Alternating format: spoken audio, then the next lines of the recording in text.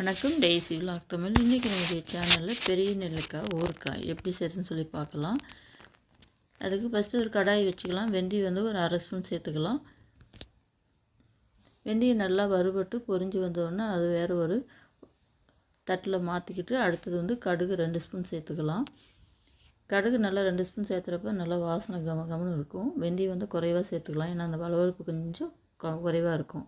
அடுத்தது சோம்பு 1 ஸ்பூன் சேர்த்துக்கலாம். காரத்துக்கு ஏற்ற மாதிரி நான் ஒரு 10லேருந்து ஒரு 20 மிளகாய் அந்த மாதிரி எடுத்திருக்கேன். காரத்துக்கு ஏற்ற மாதிரி மிளகாய் கொஞ்சம் கூட்டியே குறைச்சி சேர்த்துக்கலாம். ஆனால் நெல்லிக்காய் ஊறுகாய்க்கு காரமாக இருந்தால் தான் கொஞ்சம் நல்லாயிருக்கும். அதனால் நான் காரம் நல்லா சேர்த்துருக்கேன். அடுத்தது நெல்லிக்காவை சுத்தமாக கழுவிட்டு அந்த காம்பு பகுதியில் இருக்கிற அந்த காம்பு பகுதியில் கொஞ்சமாக நல்லா கட் பண்ணி விட்டுட்டு இட்லி பாத்திரத்தில் இட்லி வேக வைக்கிற மாதிரி நெல்லிக்காவை வேக வச்சுக்கலாம். அடுத்தது வறுத்து வச்சுருக்கிற மசாலாவை அரைச்சி தனியாக வச்சுக்கலாம். இப்போ நெல்லிக்காய் நல்லா வெந்துருச்சு. இதை வேறு ஒரு பாத்திரத்தில் மாற்றி ஆறின பிறகு இதை நல்லா வெடித்து வந்திருக்கு இல்லைங்களா, அதை நல்லா தனித்தனியாக பிரித்து வச்சுக்கலாம்.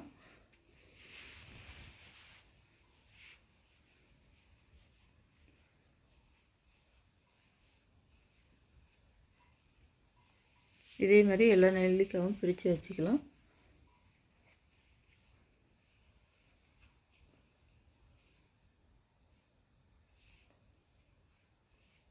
இப்போ அடுத்தது எல்லாமே ரெடி ஆகிடுச்சு. இப்போ தாளிச்சிக்கலாம்.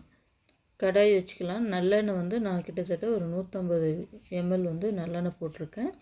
அடுத்தது கடுகு போட்டுக்கலாம். கடுகு நல்லா பொரிஞ்சு வந்ததும் ஒரு 2 வரமிளகாய் சேர்த்துக்கலாம்.